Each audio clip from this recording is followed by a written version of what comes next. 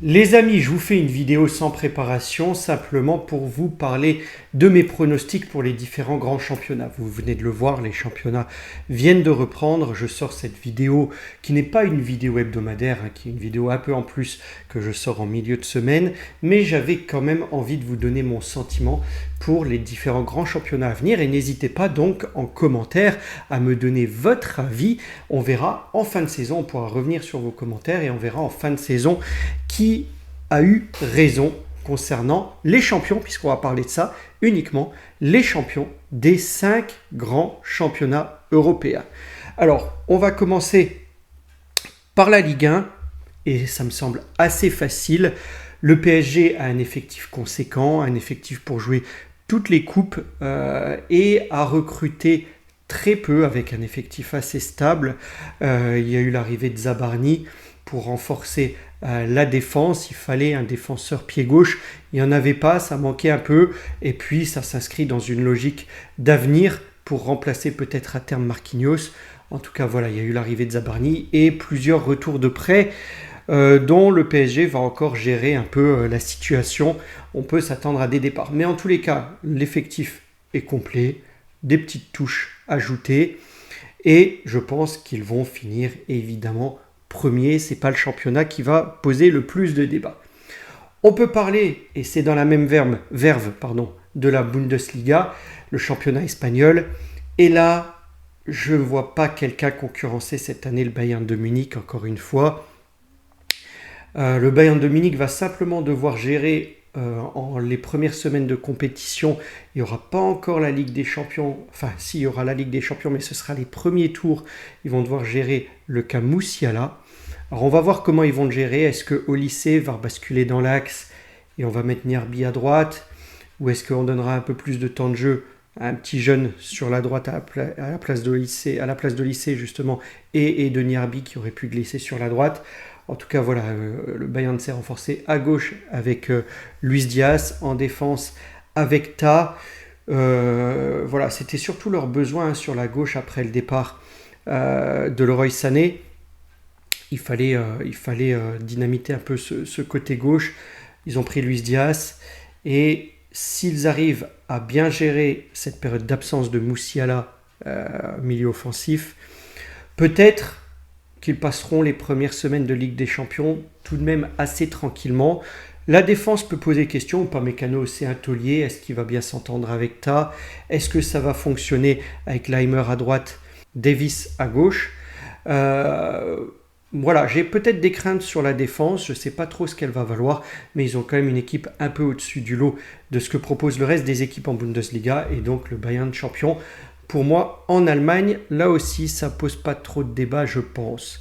Maintenant, là où il va y avoir un peu plus d'interrogations, c'est les championnats suivants. On peut parler de la Serie A, de l'Italie. Je vois 2-3 équipes se détacher. Naples, pour faire le back-to-back et remporter à nouveau le championnat. Meilleur joueur de l'année dernière, McTominay. L'arrivée de Kevin De Bruyne. Là aussi, un effectif plutôt stable, bien rodé. L'expérience des compétitions. Naples peut reprendre le titre. L'Inter sera dans les premiers rangs aussi. Là aussi, une équipe plutôt stable. En Italie, il n'y a pas eu de gros transferts. Il y a Chivou qui arrivait à la place d'Inzaghi. Il faut voir comment il va relancer un peu cette équipe vieillissante de l'Inter. Pour moi, l'équipe qui peut peut-être tirer son épingle du jeu avec ces deux-là, c'est peut-être la Roma. J'ai bien aimé la deuxième partie de saison de la Roma l'année dernière. Ils sont bien remontés grâce à Ranieri qui a intégré le staff de direction. Maintenant, il a laissé la place à Gasperini. Mais Gasperini repart sur des bons fondements qu'avait posé Ranieri. Et donc, je pense que la Roma peut être un trouble fait. Roma, Naples, Inter, ça va peut-être se jouer entre les trois là. Et si je dois mouiller, je vais dire la surprise. Je vais parler de la Rome, champion d'Italie l'année prochaine.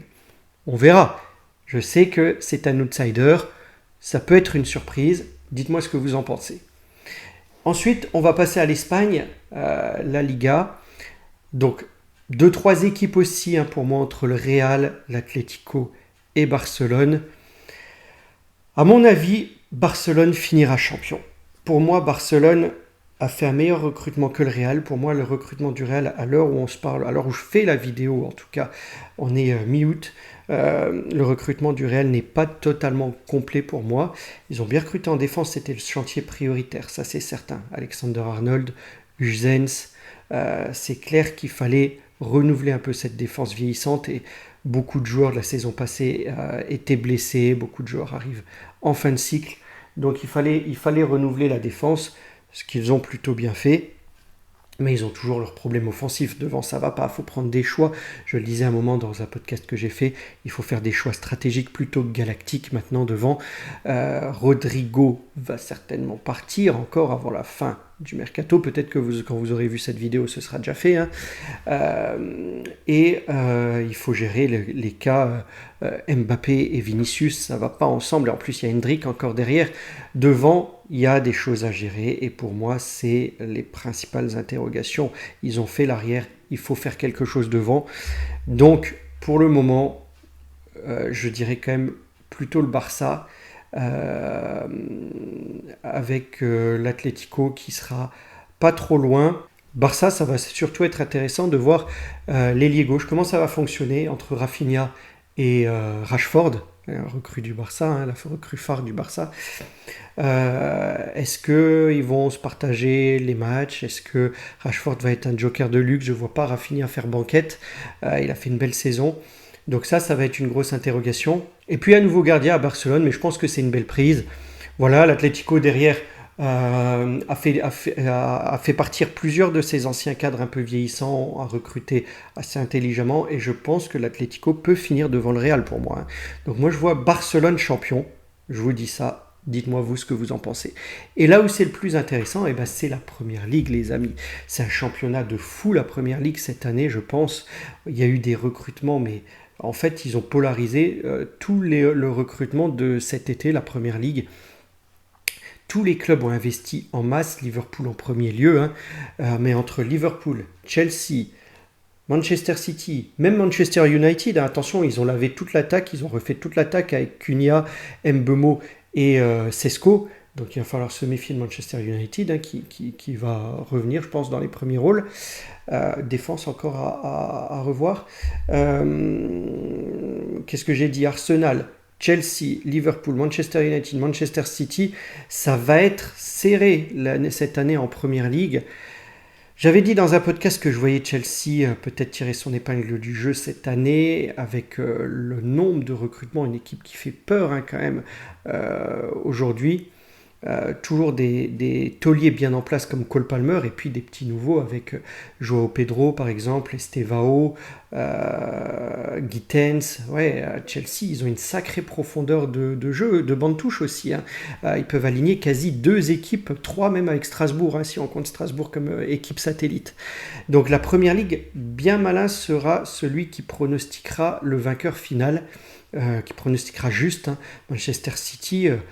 Là aussi, hein, même la défense, hein, Gvardiol va pouvoir se replacer dans l'axe, peut-être en laissant sa place à gauche à Ait Nouri, mais devant avec Cherki, avec Haaland, avec Reiners qui va épauler Rodri sur le milieu, Marmouche, c'est une équipe qui fait très peur également.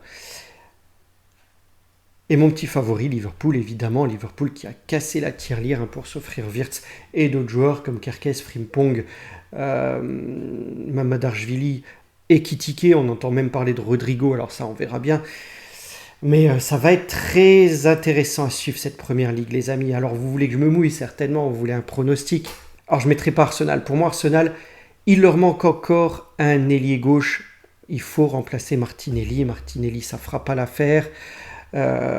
Trossard ne peut pas vraiment prendre ce rôle. Il faut quelqu'un en ailier gauche, sinon l'Arsenal a bien recruté, mais il faut quelqu'un d'autre sur l'aile gauche.